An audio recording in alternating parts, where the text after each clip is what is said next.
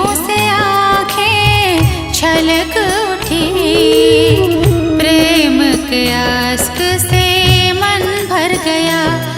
तेरी याद जो आए पावन मन हो जाए, तेरी याद जो आए पावन मन हो जाए। बसे हो सांसों में बाबा दिल के रहा, आपने बाबा अपना लिया।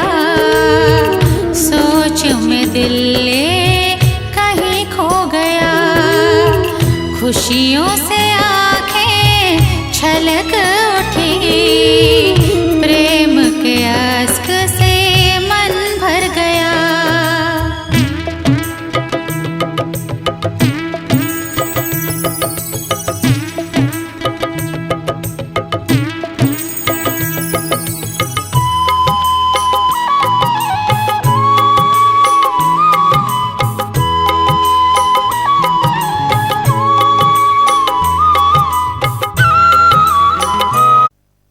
ओम शांति। आज 5 मई 2022। बाबा कहते, मीठे बच्चे, तुम बाप की श्रीमत पर चलो तो तुम्हें कोई भी दुख दे नहीं सकता। दुख तकलीफ देने वाला रावण है, जो तुम्हारे राज्य में होता नहीं। प्रश्न है, इस ज्ञान यज्ञ में तुम बच्चे कौन सी आहुति देते हो? उत्तर है, इस ज्ञान यज्ञ में तुम कोई तिल जौ की आहुति नहीं देते। इसमें तुम्हें देह सहित जो कुछ भी है वह सब आहुति देनी है, अर्थात बुद्धि से सब भुला देना है। इस यज्ञ की संभाल पवित्र रहने वाले ब्राह्मण ही कर सकते हैं। जो पवित्र बनते वही फिर ब्राह्मण सो देवता बनते हैं। गीत है, तुम्हें पाके हमने जहां पा लिया। ओम शांति। बच्चे आए हैं बाप के पास। बच्चे जरूर आएंगे ही तब जब बाप को पहचान कर बाप कहेंगे, नहीं तो आ ही नहीं सकते। बच्चे जानते हैं हम जाते हैं निराकारी बेहद बाप के पास। उनका नाम शिव बाबा है। उनको अपना शरीर नहीं है, उनका कोई भी दुश्मन बन नहीं सकता। यहाँ दुश्मन बनते हैं तो राजाओं को मार डालते। गांधी को मारा क्योंकि उनका तो शरीर था। बाप को तो अपना शरीर है नहीं, मारना चाहेंगे वह भी उसको जिसमें प्रवेश करता हूँ। आत्मा को तो कोई भी मार काट नहीं सकते। तो जो मुझे यथार्थ रीति जानते हैं उन्हों को ही राज्य भाग्य देता हूँ। उन्हों के राज्य भाग्य को कोई भी जला नहीं सकता, ना पानी डुबो सकती है। किसी भी हालत में विनाश हो नहीं सकता। तुम बच्चे जानते हो, बाप से वर्षा लेने आए हो अविनाशी राजधानी का, जिसको कोई भी दुख अथवा तकलीफ कोई दे न सके। वहाँ तकलीफ देने वाला कोई होता ही नहीं। तकलीफ देने वाला है रावण। रावण को 10 शीश भी दिखाते, सिर्फ रावण दिखाते हैं, मंदोदरी दिखाते नहीं। बाबा कहते केवल रावण को ही 10 शीश दिखाते हैं। सिर्फ नाम रख दिया कि रावण की स्त्री थी, तो यहाँ रावण राज्य में तुमको तकलीफ हो सकती है, वहाँ तो रावण होता ही नहीं। बाप तो है निराकार, उनको कोई मार काट नहीं सकते। तुमको भी ऐसा बनाते जो तुमको शरीर होते भी कोई दुख ना हो सके, तो ऐसे बाप की मत पर चलना पड़े। बाबा ही ज्ञान का सागर है और कोई ये ज्ञान दे नहीं सकते। ब्रह्मा द्वारा सभी शास्त्रों का सार समझाते हैं। ब्रह्मा है शिव बाबा का बच्चा। ऐसे नहीं कि विष्णु की नाभि से ब्रह्मा निकला। अगर नाभि कहें तो शिव बाबा की नाभि कमल से निकला। तुम भी शिव की नाभि से निकले हो। बाकी चित्र तो ये सब रॉन्ग है। एक बाबा ही राइटियस है, रावण अनराइटियस बना देते। ये खेल है। इस खेल को तुम ही जानते हो। कब से ये रावण राज्य शुरू हुआ, कैसे मनुष्य गिरते गिरते गिर ही गए हैं। ऊपर कोई भी चढ़ न सके। बाप के पास जाने का जो रास्ता बताते वे और ही जंगल में डाल देते, क्योंकि रास्ता जानते ही नहीं बाबा के घर और स्वर्ग का। जो भी गुरु आदि हैं सब हैं हठ योगी। घर बार छोड़ देते। बाबा छुड़ाते नहीं हैं, कहते हैं पवित्र बनो। कुमार और कुमारी पवित्र हैं। द्रौपदी पुकारती हैं कि बाबा हमको बचाओ, हम पवित्र बनकर कृष्णपुरी में जाना चाहते हैं। कन्याएं भी पुकारती हैं। माँ बाप तंग करते हैं, मारते हैं कि शादी करनी ही होगी। पहले माँ बाप कन्या के पांव पड़ते हैं, क्योंकि खुद को पतित और कन्या को पावन समझते। पुकारते भी हैं, हे पतित पावन आओ। अब बाबा कहते हैं कुमारियाँ पतित मत बनो, नहीं तो फिर पुकारना पड़ेगा। तुमको अपने को बचाना है। बाबा आया ही है पावन बनाने।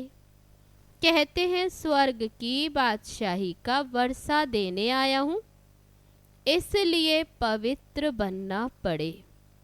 पतित बनेंगे तो पतित होकर मरेंगे। स्वर्ग के सुख देख नहीं सकेंगे।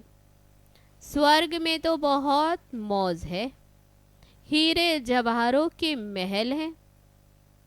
वही राधे कृष्ण फिर लक्ष्मी नारायण बनते, तो लक्ष्मी नारायण को भी इतना प्यार करना चाहिए।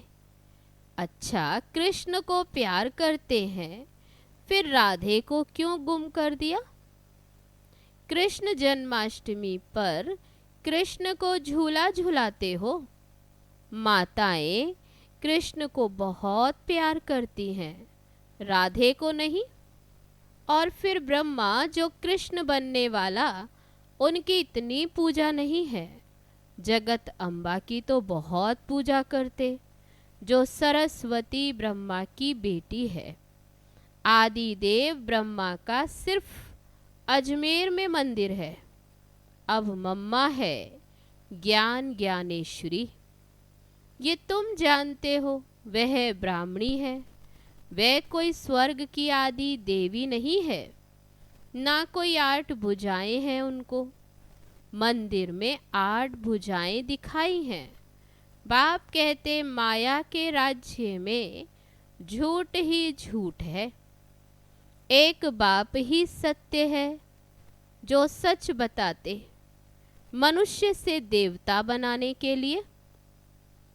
उस जिस्मानी ब्राह्मणों द्वारा तो तुम कथाएं आदि सुनते सुनते इस हालत में पहुंच गए हो। अब मौत सामने खड़ा है। बाबा कहते जब झाड़ की जर्जरीभूत अवस्था होती है, तब कलयुग के अंत में कल्प के संगम युग पर मैं आता हूँ। मैं युगे युगे नहीं आता हूँ। मैं कच्छ मच्छ अवतार वारा अवतार नहीं लेता हूँ। मैं कण कण में नहीं रहता हूँ। तुम आत्माएं भी कण कण में नहीं जाती हो। तो मैं कैसे जाऊंगा? मनुष्य के लिए कहते वह जानवर भी बनते, वह तो अनेक योनियां हैं, गिनती कर ही नहीं सकते। बाप कहते राइट बात, अब मैं तुमको समझाता हूँ।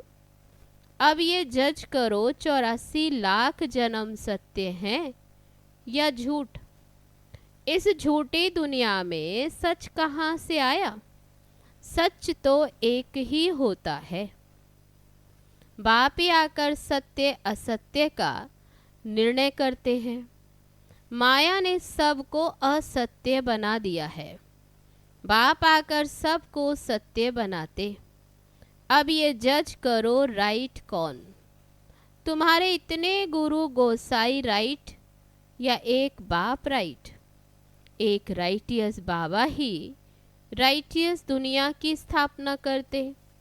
वहाँ बेकायदे कोई काम होता ही नहीं, वहाँ किसको विष नहीं मिलता। तुम जानते हो हम भारतवासी बरोबर देवी देवता थे, अब पतित बन गए हैं। पुकारते भी हैं हे पतित पावन आओ।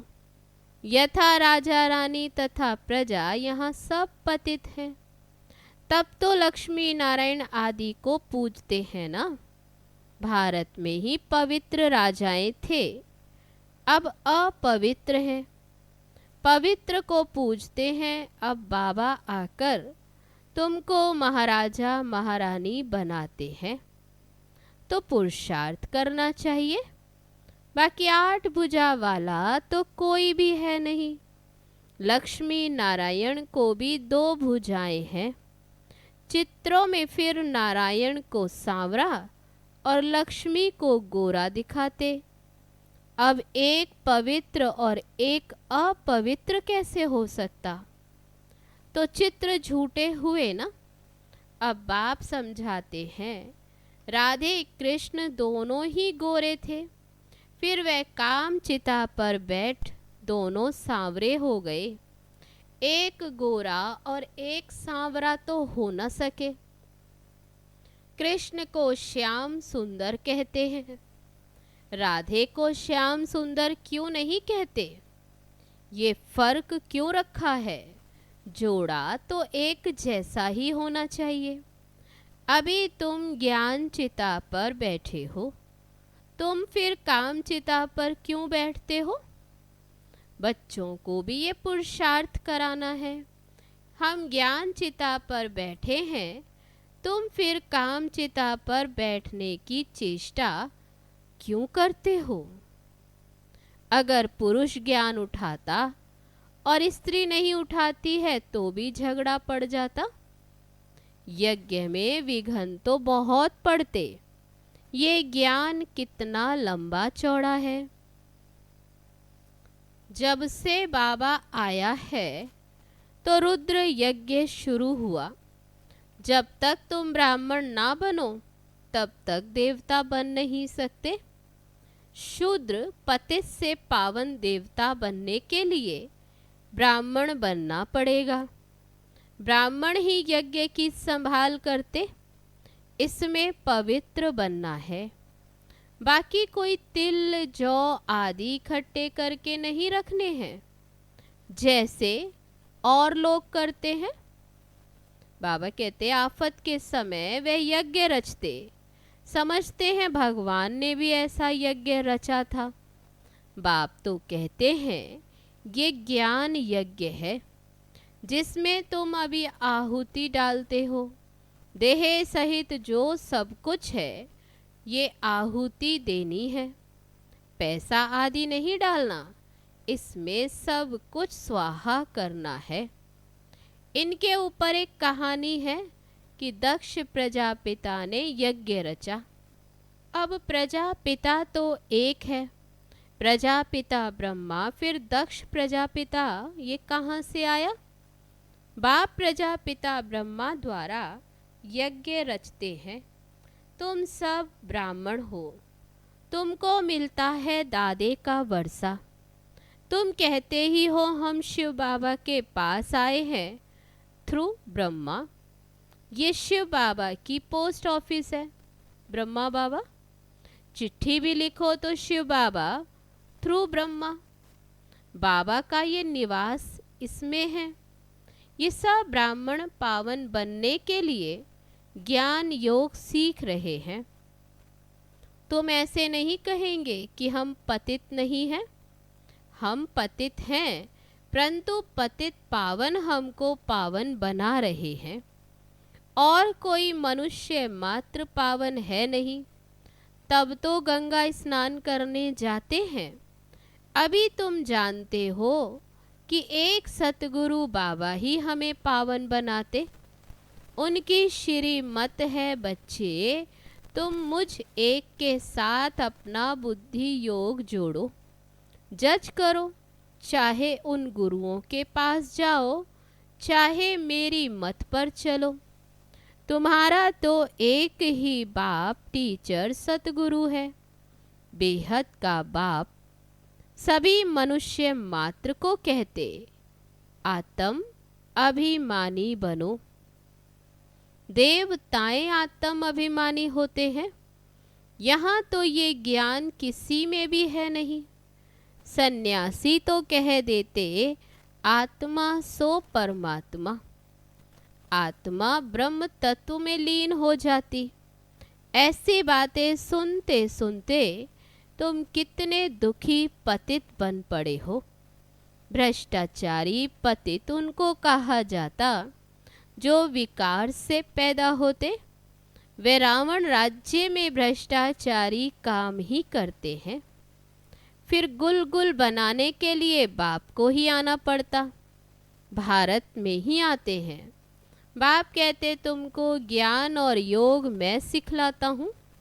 5000 वर्ष पहले भी ये तुमको सिखलाकर स्वर्ग का मालिक बनाया था। अब फिर से बनाता हूँ।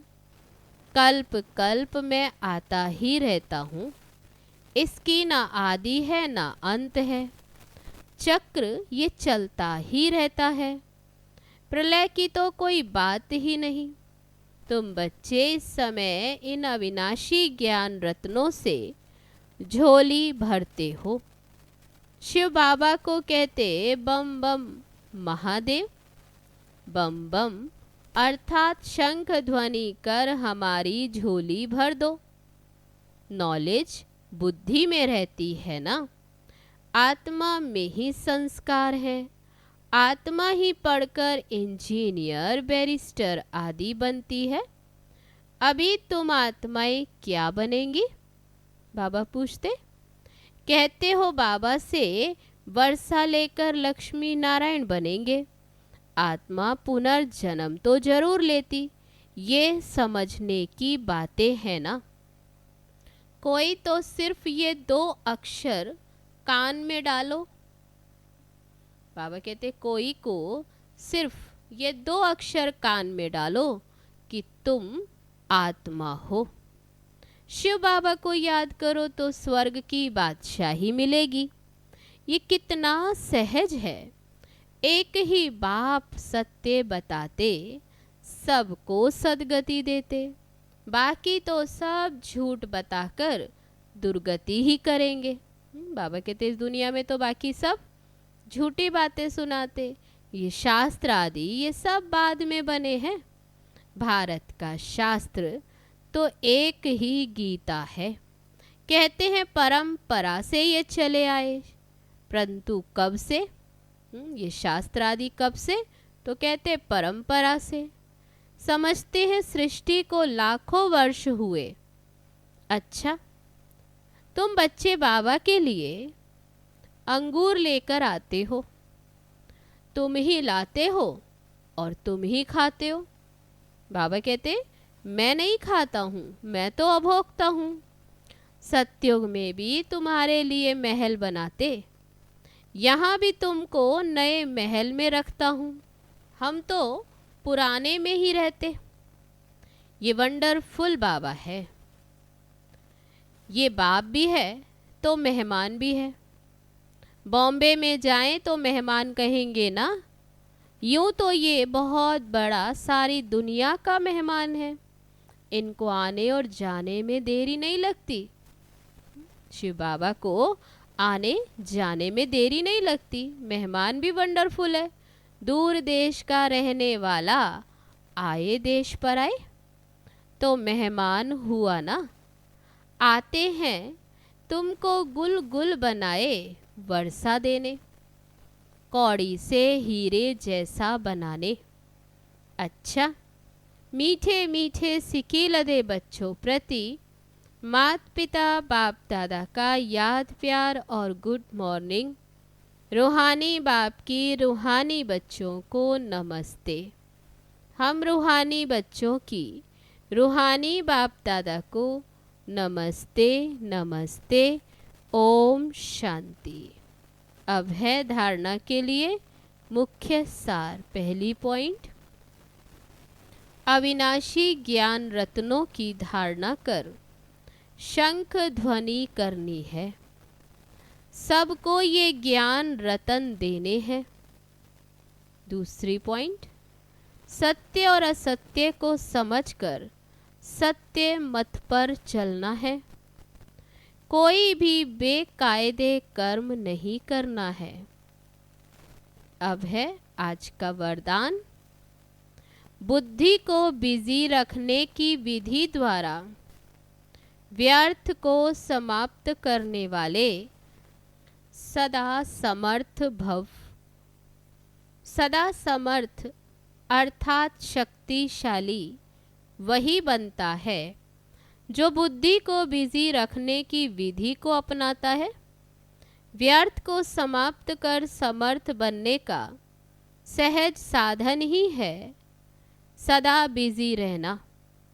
इसलिए रोज सवेरे जैसे स्थूल दिनचर्या बनाते हो, ऐसे अपने बुद्धि को बिजी रखने का टाइम टेबल बनाओ कि इस समय बुद्धि में इस समर्थ संकल्प से व्यर्थ को खत्म करेंगे। बिजी रहेंगे तो माया दूर से ही वापस चली जाएगी। अब है आज का स्लोगन। दुखों की दुनिया को भूलना है तो परमात्म प्यार में सदा खोए रहो।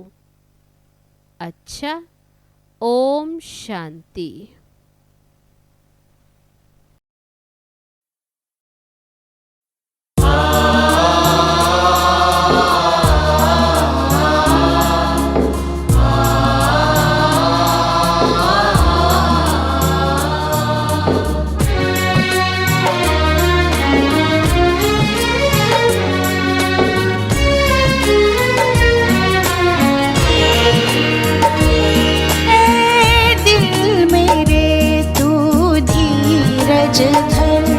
अब वक्त सुनहरा आएगा।